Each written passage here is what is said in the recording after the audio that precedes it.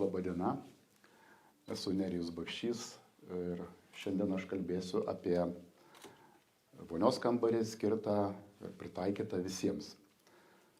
Kas mane pažįsta iš senesnių konferencijų ar šiaip iš kažkokių kitų progų, tai turbūt mane labiau sieja su Laufen prekiniu vardu, tačiau šiandien skaidrių kamputyje matysite kitą pavadinimą Roka. Na, taip yra dėl to, kad Laufen Baltics kompanija, kurioje mes dirbame, priklauso Roka grupiai. Ir šiandien kalbėsiu daugiau iš Rokos perspektyvos. Taigi šios dienos pristatymą ir pradėsiu nuo trumpos pažinties su Roka. Toliau bandysiu visus mus grąžinti vėl į šios dienos konferencijos temą – universalus dizainas ir su universaliu dizainu susijusią savoką universalus prieinamumas – universal accessibility. Kokia jo reikšmė ir kodėl tai yra svarbu. Na ir galų gale apžvelgsiu vieną Roką kartu su architektų kompanija PMMT darytą projektą, kurio tikslas buvo ištirti dabartinės vonios įrangos prieinamumą, tą accessibility ir kurti turbūt naujus universalaus prieinamumo standartus vonios kambaryje. Taigi, kas yra Roka grupė, tai tą geriausiai apibūdina 5 žodžiai. Viskas vonios kambariai visame pasaulyje. Tai yra vienas iš didžiausių vonios įrangą gaminančių koncernų pasaulyje, turintis gamyklas ir padalinius visose kontinentuose. Ir koncernas specializuojasi vonios įrangos gamyboje. Tai yra gamina faktiškai viską, ką galime pamatyti tvarkingame vonios kambaryje, išskyrus dangas. Koncernui priklauso gana daug prekinių ženklų, tačiau išskiriami yra 2 pagrindiniai, strateginiai, globalūs prekiniai ženklai. Tai yra jums turbūt geriau pažįstamas šiek tiek šveicariškas Laufen ir mano minėtas ispaniškas, ar tiksliau kataloniškas Roka. Šiemet toks pats šviežiausias Roka grupės įsigijimas. Roka grupė įsigijo dar vieną tokį gana garsų dizaino pasaulyje vardą, tai Vokietijos gamintoja Alape. Na ir koncernas dar turi daug įvairių kitų prekinių ženklų, kurie iš jų jums turbūt gerai žinomi, bent jau sena gera čekiška Santechnika Jika, galbūt taip pat lenkiškos vonios Pulspa ar ispaniški aksesuarai Cosmic ir taip toliau.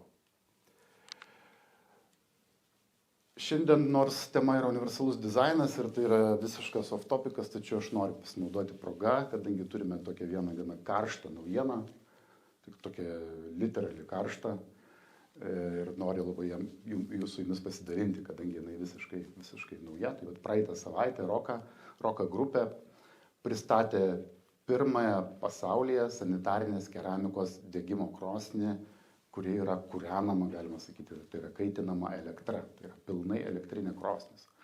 Jeigu trumpai, tai šiaip visos iki šiol mums žinomos sanitarinės keramikos degimo krosnis yra kūrenamos iškastiniu kuru, tai yra gamtinėmis dujomis pagrinde. Ir toksai tas shiftas prie elektros iš tikrųjų mums padeda vienas dalykas atsikratyti priklausomybės nuo gamtinių dujų, nuo iškastinių kuro. Na ir žinoma, tuo pačiu gerinti tą mūsų žalumą, ekologiškumą, kadangi elektra tai reiškia, kad gamykla, kurioje yra įdiegta ta pirmoji elektrinė krosnis, ji kitais metais tampa nulinės CO2 emisijos gamykla pirmąja pasaulyje. Tai džiaugiamės, iš tikrųjų labai didžiuojamės tuo. Ta krosnis mums kaip tam tikras laivas Independence, galima sakyti. Ir jau kitais metais pirmieji pirkėjai galės didžiuotis tuo, kad persėdo nuo gamtinėmis dujomis gaminto unitazo ant elektra pagaminto unitazo. Na, o dabar keletą žodžių apie patį Roka prekinį ženklą. Tai kas tai yra ir koks to Roka prekinio ženklo egzistavimo tikslas, neseniai buvo suformuoluota, tai mūsų tikslas yra siekti, kad suteiktume žmonėms pačią geriausią buvimo vonios kambaryje patirtį.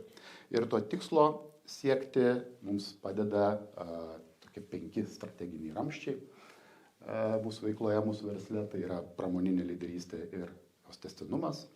Elektrinė krosnis yra puikus pramoninės lyderystės pavyzdys, o jos tęstinumą užtikrina tai, kad Roka koncernas priklauso išskirtinai Roka šeimos nariams nuo pat jos įkūrimo pradžios, jau daugiau nei 100 metų, jau kažkelintą kartą. Tai yra Roka šeima, nuo šeimos nariams be abejo labiau negu kokiem investiciniam fondam rūpi, ką jie perduos ateities kartoms. Kitas strateginis ramstis yra kūrybiškumas ir dizainas. Čia galima kalbėti labai daug, tačiau paminėsiu tik vieną tokį ryškų bendradarbiavimo su dizaino kompanijom pavyzdį, tai yra Armani Roka. Roka kartu su Armani yra sukūrusi įspūdingą vonios kambario kolekciją Armani Casa padaliniui, tačiau tuos produktus Armani Roka galima įsigyti ir per Roką. Kam įdomu, pasidomėkite armaniroka.com puslapyje. Trečias strateginis ramstis tai Barcelonos charakteris. Kadangi nors prekinis ženklas yra globalus, tačiau jo šaknis yra Katalonijos sostinėje Barcelonoje. Barcelona žinote, jinai išsiskiria savo architektūra, savo kultūra, dizainu, savo to vaibu. Ir to vaibo galima apčiuopti ir mūsų Roka produkcijoje. Ketvirtas dalykas, tai Roka rūpinasi aplinka ir žmonėmis. Ten visur, kur veikia Roka, nepriklausomai nuo vietos. Ir čia užtenka paminėti vieną momentą, tai yra Roka grupėse įsteigtas We Are Water fondas, kuris jau daugelį metų renka lėšas ir skiria tas lėšas įvairiems projektams susijusiems su geriamojo vandens prieinamumo gerinimu ir su apskritai sanitarinių sąlygų kūrimu ar gerinimu tose vietose, kur to labiausiai reikia. Ir paskutinis ramstis tai yra patirtimi grindžiamas inovacijos.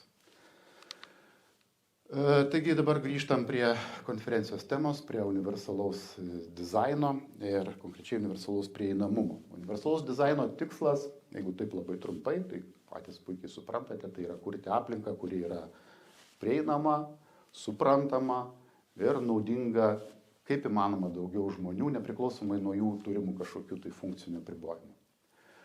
Kalbėdami apie funkcinius apribojimus, mes dažniausiai pradedame įsivaizduoti nuo asmenų, kurie naudojasi vežimėliais. Tai yra judrumo apribojimus turinčius žmonės. Tačiau ne visi judrumo apribojimą turintys žmonės naudojasi vežimėliais. Ir be to judrumo ribojimas nėra vienintelė negalia, tai tų negalių yra daugiau, tai yra regos, klausos, protinės ir kitokios negalios. Galų gale ne vien negalios apibrėžia mūsų apribojimus ar nulėmė mūsų apribojimus tam tikroje fizinėje aplinkoje.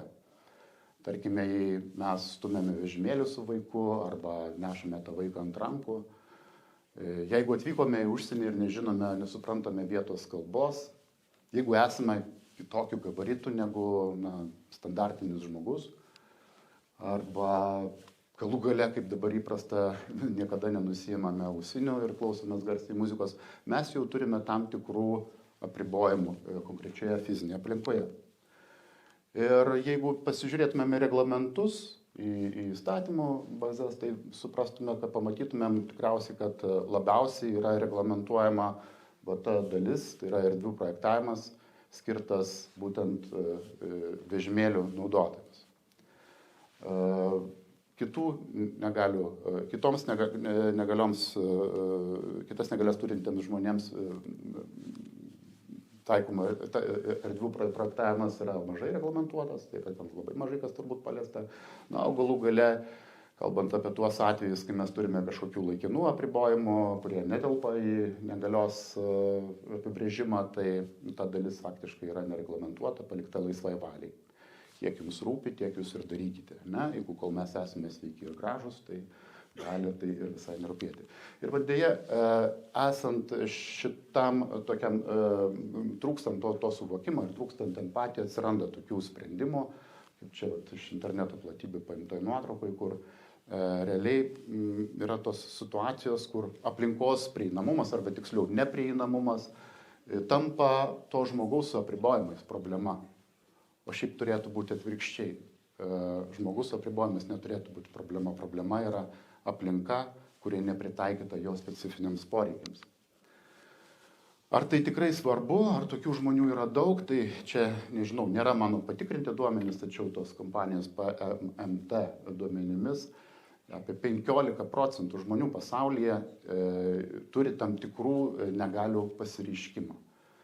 Dar apie 25% irgi susiduria su kitokiais apribojimais susijusiais su jų fizinė aplinka, taigi iš viso 40%.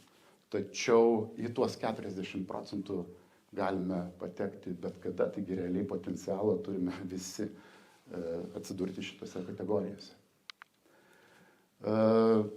Ypač turint omeny visuomenės amžėjimą, senėjimą. Pernai Lietuvoje apie 20% žmonių, jau 20% žmonių buvo 65 metų ir vyresni. Ir ta dalis didėja, per 10 metų jį padidėjo faktiškai 3% punktais. Tai vat atsižvelgdama į šitą problematiką ir apskritai tendenciją, ROCA nusprendė skirti daugiau lėšų ir dėmesio šitai universalus prieinamumo problemai. Ir visai neseniai užmezgė bendradarbiavimą su architektų kompanija PMT, tai yra ispanų kompanija, kuri specializuojasi būtent sveikatos priežiūros pastatų projektavime ir taip pat apskritai visų viešų erdvių pritaikymo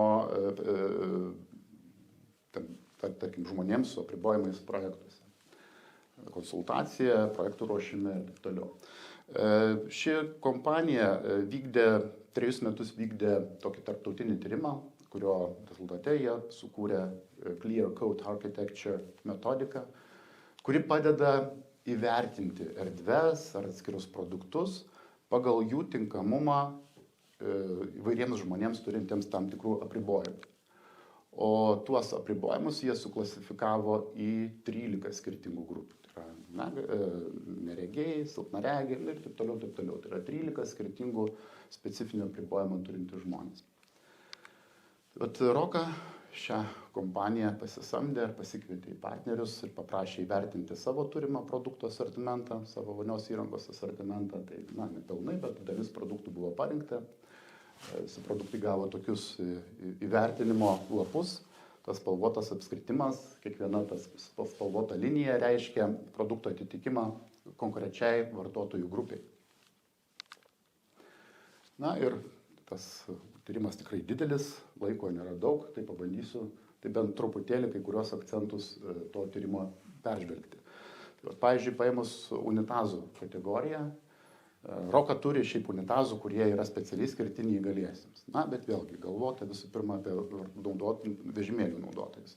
Ir ištyrus šitą Clear Code Architecture pagal jų metodiką, paaiškėjo, kad labiausiai universaliausias, tarkim, unitazas yra štai ROCA asortimente, tai pakabinamas unitazas su integruota bidė funkcija, su intymių zonų apiplovimu, su džiovinimu, su automatiniu dangčio pakėlimu ir nuleidimu. Ir kas svarbiausia, turbūt irgi prieinamumui, tai visos pagrindinės funkcijos yra valdomos nuotoliniu pulteliu, kuriame jos pažymėtos labai aiškiamis piktogramomis. Tačiau šiaip kalbant apie unitazo dizainą, pagrindiniai parametrai, kuriuos reikia kreipti dėmesį, parinkinėjant universaliam interjerui, tai yra matmenis, aukštis, ilgis. Geriausiai, jeigu aukštis yra reguliuojamas, jeigu yra tokia galimybė. Taip pat forma, vengti aštrių kampų. Dangčio varstymo patogumas, be abejo, nuplovimo aktyvavimo įtaiso patogumas irgi labai svarbus, geriausia, kai jis yra iš viso ir automatinis. Ir spalvos, beje, spalvos taip pat yra labai svarbu. Unitazas pagal jų rekomendacijas turi išsiskirti iš bendros aplinkos jos spalva, taip pat turi būti išskirta jo sėdynė, turi būti aiški spalva, ypač silpnaregiams, senyviems žmonėms, kad susigaudytų aplinkoje.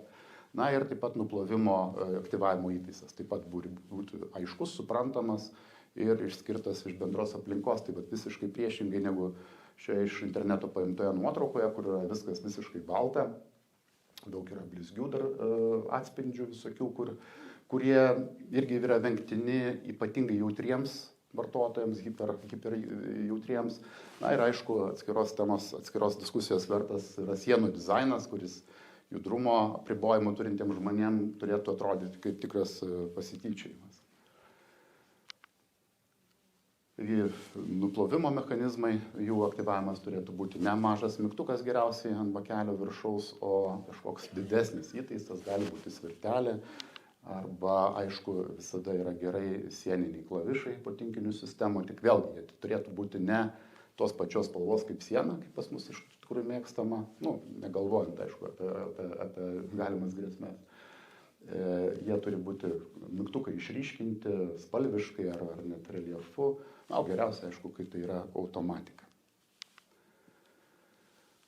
Roka šiemet sukūrė naują unitazą dar prieš pradėdami bendradarbiauti su PMMT, todėl vis dar jisai netobulas, pritaikytas iš tikrųjų puikiai neįgaliesiems, savo matmenimis, savo dizainų galų galiais atspindi galbūt vieną iš tų universalaus dizaino idėjų, kad jisai turi būti vis tiek ir estetikos tam tikrą lygį turėti.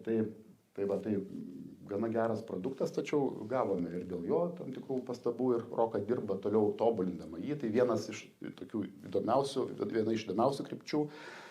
Šitam unitazui yra kuriamas su kompanija Toy Labs, kuriamas dangtis, kuriame be bidė, apiplovimo ten tų funkcijų, džiovinimo funkcijų, be automatinio pasikėlimo užsidarimo yra ir integruotas jutiklis, tiksliau skeneris, kuris skenuoja visą turinį, taip sakant, šlapimo išmatas ir analizuoja jį ir pateikia iš karto kažkokią signalizuoja, jeigu mato kažkokių tai potencialių ar esamų sveikatos problemų, kadangi žinote, kad pagal tuos tyrimus galima nustatyti tikrai daug įvairių ligų.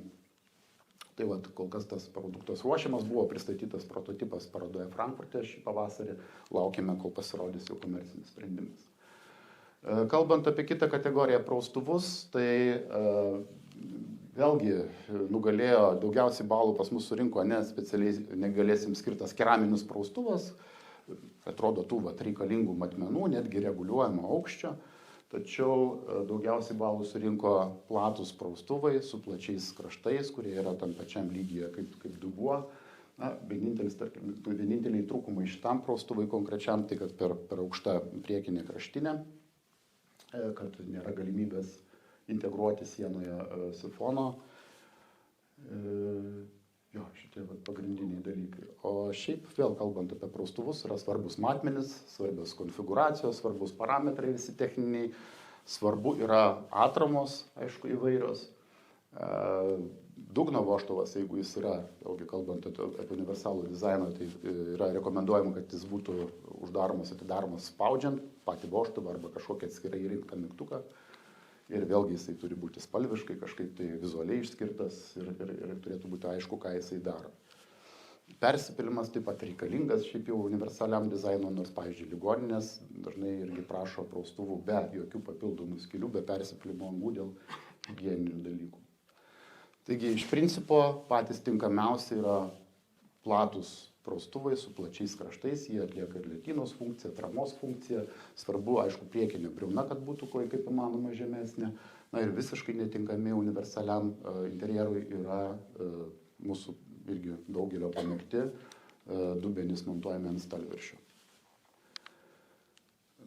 Roka šiemet pristato naują praustuvą, kuris būtų turbūt surinkę, tiksliau jisai paskui jau po bendro tyrimo įvertintas buvo sidabro įvertinimu, tai yra gana geras įvertinimas, iš tikrųjų jame jau atsižvelgta į daugelį tų dizaino principų, tai yra platus praustuvai su gana erdviu dubeniu, su integruotais ranktūriais, kurie gali atlikti rankšluosčio laikiklio funkciją, tokie jau ir su galimybė integruoti sifoną į sieną.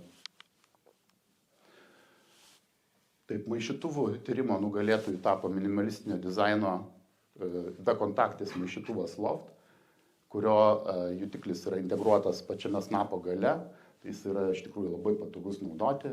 Jo temperatūros pamaišymo blokelis yra įrengiamas atskirai, pavyzdžiui, po praustuvu. Na ir tai irgi sumažina riziką tam tikroms vartotojų grupėms, tarkim, paleisti vien karštą arba vien šaltą vandenį ir dėl to nukentėti. Na, be to šitas maišytuvas iš jo vanduo teka tik tada, kai jo reikia, tai yra kol vandenis yra kol rankos yra po snapu, na, kai tik tai rankos yra patraukiamas, vanduo nubėga ir taip irgi sumažina įvairias galimas rizikas. Taigi čia vėl svarbu tas valdymo patogumas, svarbu, kad vanduo bėgtų tik tada, kai jo reikia, kad jis automatiškai sustotų, kai nebereikia. Na ir jeigu jau pasirenkamas svirtelė valdymui, tai irgi jinai turi būti patogi, pakankamai didelė, ne po vandens snapu, pavyzdžiui, ne kažkur šone. Na ir aišku, ne tokie variantai, kaip vis dar galima sutikti kai kuriuose Anglijos namuose. Bendrai paėmus, mažiausiai tinkami maišytuvai, pavyzdžiui, šoninė svirtelė, jeigu nėra dešinė, tai nepatogu kairiarankiams. Na, o sukiojami reguliatoriai, ypač jeigu jie yra du, tai yra nepatogu niekam, iš tikrųjų. Tai yra nebent dizaino sprendimas.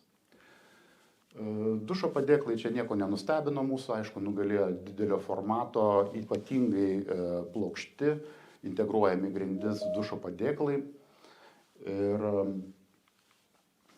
šiuo atveju tai yra dušo padėklas Taran, kur gavo jau auksinį įvertinimą, 100% tinkantis universaliam dizainui. Labai svarbus, aišku, kriterijus yra paviršiaus slidumas. Tai yra, kad jis turi būti neslidus, nes didžioji dalis traumų, senyvų žmonių traumų buityje yra būtent vonios kambaryje ant šlapių grindų.